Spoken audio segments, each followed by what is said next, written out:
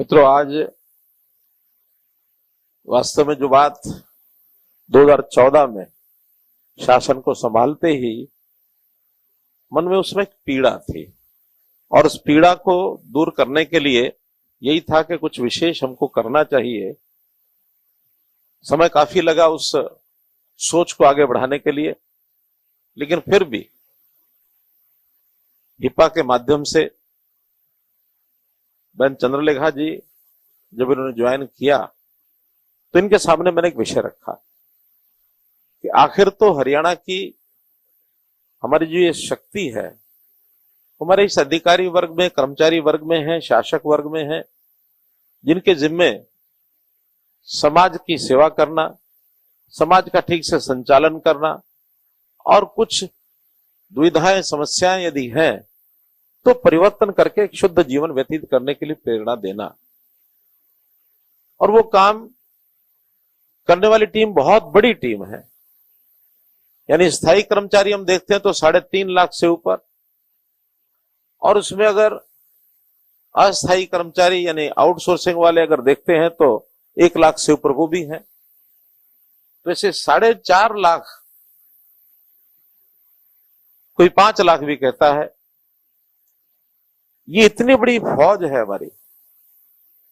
इसको यदि एक ठीक दिशा हो जाए, जो काम हमारे लिए है वास्तव में उस काम करने के लिए हम आगे बढ़ जाएं, तो हम हरियाणा का कायाकल्प कर सकते हैं। 2014 का जो सुशासन दिवस था, सबसे पहला 25 दिसंबर को हम लोगों ने जो मनाया, थोड़ा विचार तो उस समय मैंने रख दिया था सबके सामने, लेकिन जो कि काम तो बहुत मल्टीफेरियस काम है, कोई कम तो है नहीं, लेकिन अपने अपने हिसाब से सब काम करते करते आगे बढ़ते बढ़ते आज हम उस बात को, स्वप्न को पूरा करने के लिए, और हम देख रहे हैं कि ये जो 3.5 लाख कर्मचारी हैं, इनका 2 महीने का, 2.5 महीने का ये जो कार्यक्रम बना करके एक 3 दिन का ये प्रशिक्षण, जिसमें हमारे जिम्मे काम क्या है और किस मनोभाव से हमको करना है, किस दृष्टिकोण से करना है, किस सोच के साथ करना, जो स्वामी जी भी बता रहे थे मोदी जी के उस वाक्य को देख करके। हिपा काम तो पहले से भी कर रहा है, लेकिन उस काम में जो 3 शब्द आए मोदी जी के उस संभाषण में, सोच, दृष्टिकोण और साथ में स्किल का विकास। स्किल के विकास पर तो हम काम करते रहे कि हमको अपने काम को किस प्रकार से करना है, एक क्लर्क को अच्छा क्लर्क कैसा बनना है, एक इंजीनियर को अच्छा इंजीनियर कैसे बनना है, एक सॉफ्टवेयर के कर्मचारी को अपना सॉफ्टवेयर का काम कैसे करना है, पीएन को अच्छा पीएन कैसे बनना है, अधिकारी को अच्छी फाइल कैसे लिखनी है। यह सब चीजें हम लोग तो लवासना भी पढ़ते रहे हैं।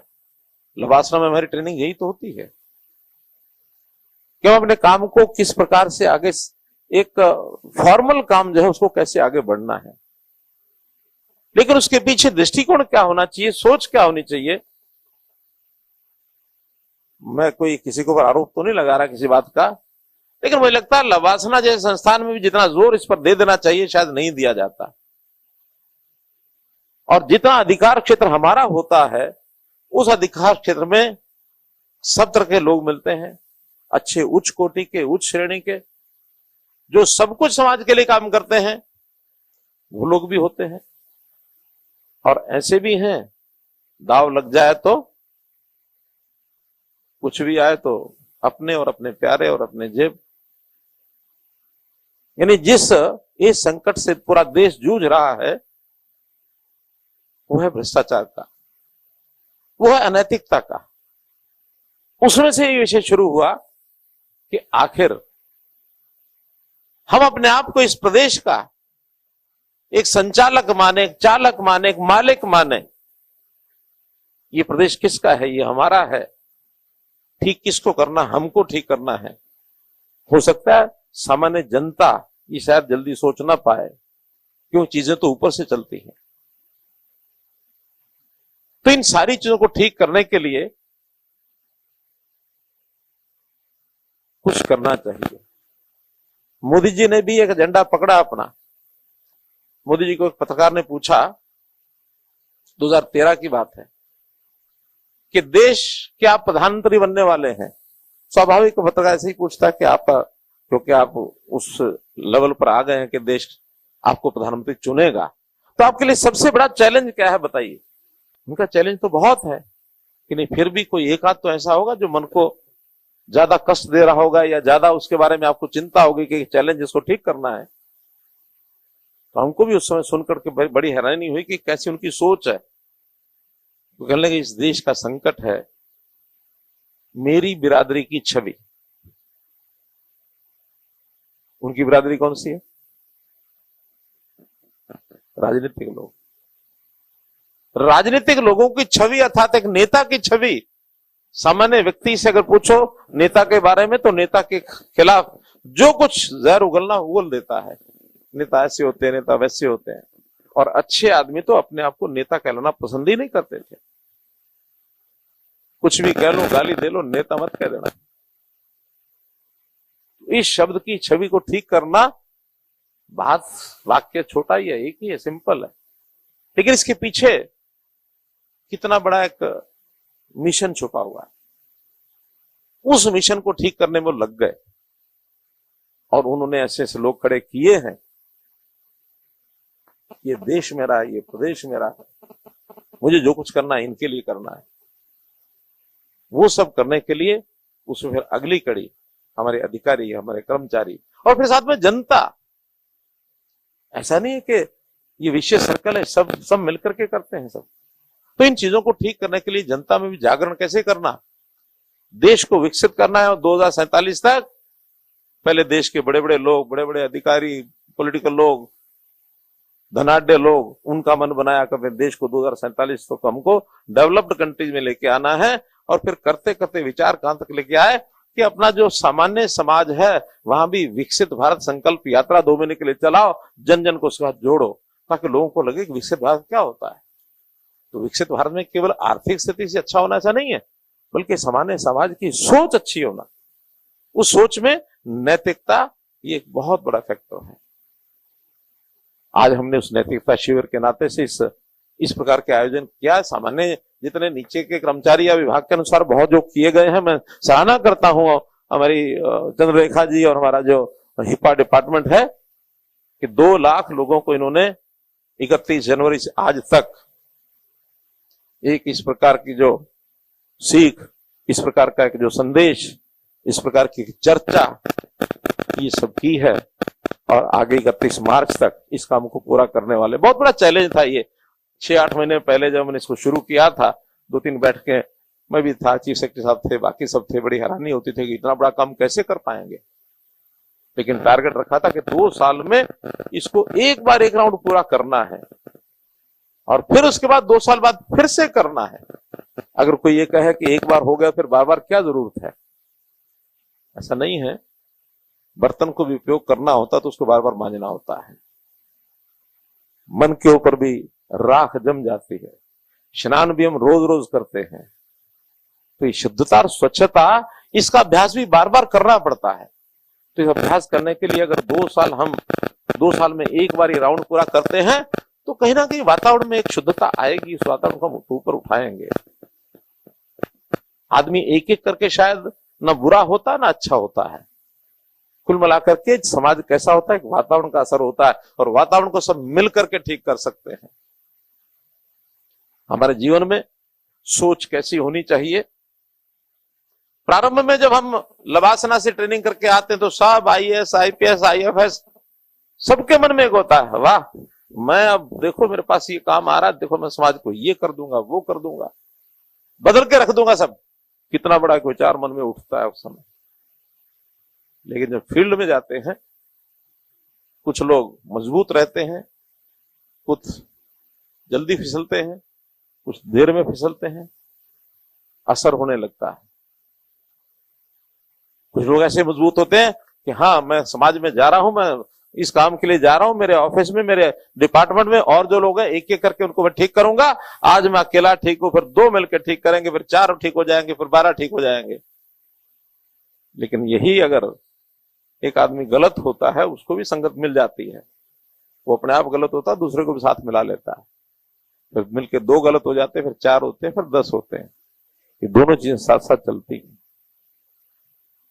परिवर्तन करने के लिए हमने कई चीजें मन में संकल्प किए थे। उसके अंदर एक संकल्प ये था कि आखिर हमारा सरकारी कर्मचारी से बहुत बड़ा वर्ग ऐसा है कि जो नौकरी पाने के लिए उसको बहुत कुछ उल्टे सीधे हथकंडे करने पड़ते हैं। हरियाणा का ऐसा कल्चर था।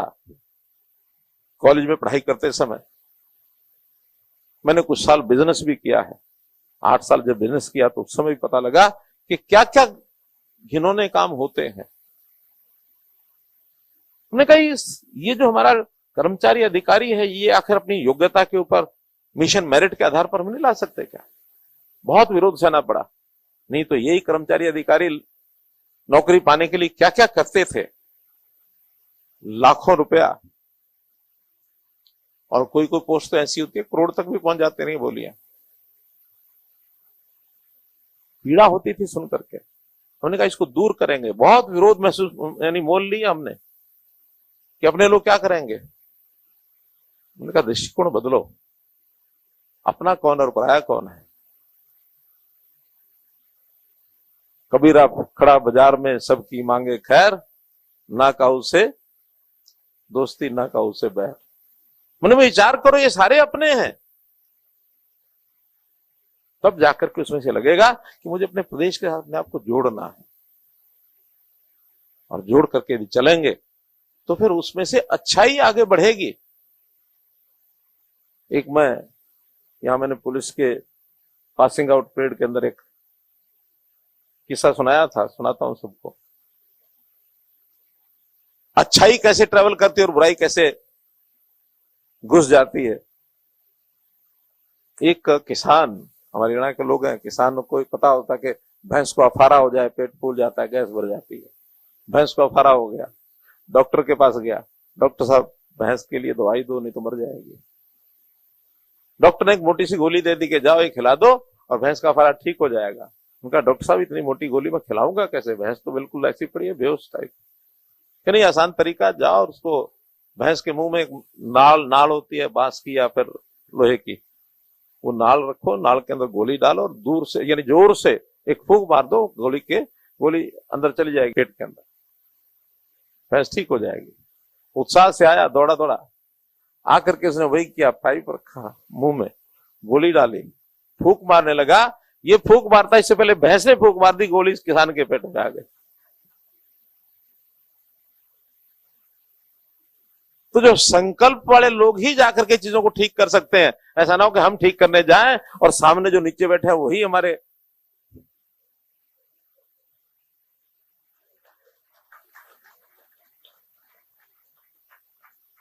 तो इस संकल्प के साथ नीचे उतरना पड़ेगा। हम जिस लेवल के लोग हैं, हमारा दायित्व सबसे ज्यादा है। और ये आखिर ये सब चीजें पाठशाला या जो हमारा ये जो प्रशिक्षण शिविर, बल्कि मुझे बैठे बैठे ऐसे विचार आ रहा था कि ये जो रखा है हमने कि नैतिकता का ट्रेनिंग, मन में विचार था नैतिकता की ट्रेनिंग नहीं दी जा सकती। एक पाठ्यक्रम ठीक हमारे सामने एक पाठशाला के रूप में रखा गया, रखने के बाद हम स्लाइड्स याद रख लेंगे, शब्द याद रखेंगे, वाक्य याद रख लेंगे, लेकिन उसके कारण से कोई बहुत बड़ा प्रभाव नहीं होता। एक पाठशाला होती है, एक संस्कारशाला होती है। अगर हम संस्कारशाला का कहीं आयोजन कर सके, संस्कारशाला होती है बड़े ध्यान से, बड़े केंद्र यानी योग से, मनोयोग, मन में विचार करने के लिए उसके लिए साधना करनी पड़ती है। और उसके लिए योग और ध्यान, बहुत लोग अपने में से ही कई बार बताते हैं कि मैं विपश्यना के लिए जा रहा हूं, 7 दिन के लिए विपश्यना। मन को मजबूत करने के लिए ऐसे जो सारे क्रिया है उसको करने के लिए फिर आदमी अपने उस सारी चीज को, नैतिकता को मन में ला सकता है। और कई बार ये भी पूछा जाता है कि क्यों लाए, हमको क्या जरूरत है। उसके लिए मैं यही कहता हूं कि थोड़ा सा मन का विचार ये बदल लें कि जैसे मैं अपना, मेरी पत्नी, मेरे बच्चे, मेरा परिवार, भाई बहन, माता पिता, इनके प्रति हमारे दायित्व में कुछ ना कुछ होता है कि हम इनकी देखभाल करें, पालना करें, सेवा करें। थोड़ा दृष्टिकोण बदल लें कि हरियाणा मेरा परिवार है। ये जो हमको जो मिल रहा है वो हमारे अपने व्यक्तिगत पालन पोषण के लिए मिल रहा है, लेकिन मुझे सेवा करने का काम कोई अपने परिवार के लिए नहीं, पूरे हरियाणा के लिए मिला। हरियाणा मेरा परिवार है। परिवार की भावना अगर ले लेंगे, परिवार का हर व्यक्ति कि जो सामने आया वो मेरा अपना भाई बहन है। फिर जैसे हमने स्लाइड्स देखी हैं, उसके अंदर श्रेयस और प्रेयस जो शब्द प्रयोग किए गए हैं, तो मन में अपने आप अच्छा काम विचार करने के लिए आएगा। तो चाहे वो पाठशाला में ज्ञान वृद्धि हुई हो, और चाहे संस्कारशाला में हमने अपने आप को मजबूत किया हो, और फिर इसको, इस विचार को कर्मशाला में ले जाकर के उपयोग करना हो। हमारा जो क्षेत्र है, हमारा जो ऑफिस है, हमारा जो फील्ड में काम करते हैं, वो हमारी कर्मशाला है। ये सब करेंगे तो निश्चित रूप से मन को एक संतोष मिलेगा, और संतोष के आधार के ऊपर मन में लगेगा हमने कुछ अच्छा किया। संतुष्टि बहुत मिलती है। संवेदनशीलता इसका एक विशेष गुण है कि हम संवेदन होकर चले अपने समाज के प्रति, अपने लोगों के प्रति। मन में एक विचार है, ये दुखी है तो ये दुखी आदमी है तो मेरा अपना है, और उसमें भी खास करके समाज का वो वर्ग जो अभावग्रस्त है, जो पीड़ित है, जरूरतमंद है, जिसको हम गरीब शब्द कह देते हैं, इसके लिए काम करने के लिए सब कुछ अपना दांव पर लगा दें। मैं समझता हूं कि इस प्रकार की ये जो कार्यशाला है, इस प्रकार का जो ये कार्यक्रम है, इसके माध्यम से हम अपने सब कर्मचारी अधिकारियों को, आखिर हम में से बहुत से ऐसे लोग हैं जो स्वयं ट्रेनर बनकर जा रहे होंगे। ये ट्रेनिंग कोई केवल स्लाइड से नहीं मिलने वाली, हम ट्रेनर बनकर जाएंगे, या हम जाके चर्चा करेंगे, हम उनको कुछ बातें अपना जीवन का उदाहरण देकर उनको समझा सकते हैं। स्वयं आदर्श बनकर के अगर हम आगे जाएंगे तो उसका निश्चित रूप से प्रभाव होता है। एक साधु, उसके पास एक महिला गई, महिला ने कहा कि महाराज मेरा ये बेटा है, ये गुड़ खाता है, आपकी बात मान जाएगा, आप मना करो इसको गुड़ ना खाए। कहा अच्छा ठीक है माई, अगले सप्ताह आना। वो अगले सप्ताह फिर चली गई। माई ने कहा मेरा बेटा गुड़ खाता है, इसको मना करो ना खाए, शरीर में फोड़े हो जाएंगे, बीमारी हो जाएगी। उन्होंने कहा माई अगले हफ्ते आना। 4 सप्ताह बाद फिर उसने कहा बेटे इधर आओ, बेटे देखो गुड़ खाना अच्छी बात नहीं है, गुड़ मत खाया करो। मैं अच्छा महाराज नहीं खाऊंगा, और चले गए माँ बेटा दोनों। 7 दिन बाद फिर वो माई आई, उन्होंने कहा महाराज जो बात आपने कही है, 1-2 पंक्तियों के बाद पहले सप्ताह में क्यों नहीं कह दी, 4 सप्ताह क्यों घुमाया मुझे? कि भाई 4 सप्ताह पहले मैं स्वयं गुड़ खाता था, मैंने 4 सप्ताह में गुड़ खाना छोड़ दिया है, अब मेरे अंदर मनोबल आया है कि मैं बच्चे को जो बात कहूंगा बच्चा मान जाएगा। इसलिए अपना आदर्श सामने रख करके हम जितने भी आगे नीचे अपनी बात को ले जाएंगे, निश्चित रूप से उसका प्रभाव होगा। बहुत बहुत धन्यवाद।